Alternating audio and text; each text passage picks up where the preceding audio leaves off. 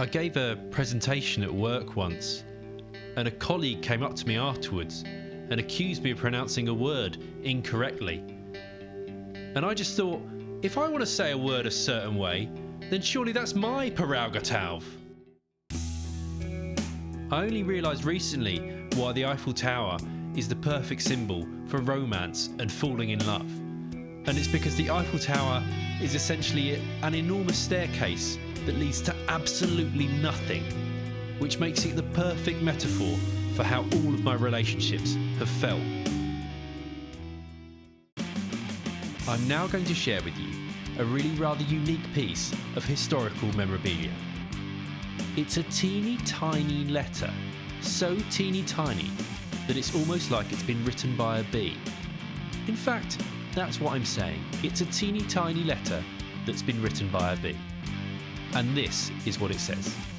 Dear Muhammad Ali, I'd like to thank you for mentioning me and my kind in your famous description of your boxing style, where you say how you float like a butterfly and sting like a bee. What I'd like to point out to you, however, is that bees can also float. In fact, it's one of the main things we do. So my question to you is, why'd you have to get butterflies involved?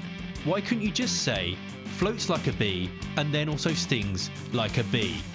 Or in fact, even more concisely, just, I'm a bee. Yours sincerely, and then there isn't a name, because bees don't have names. That would be silly.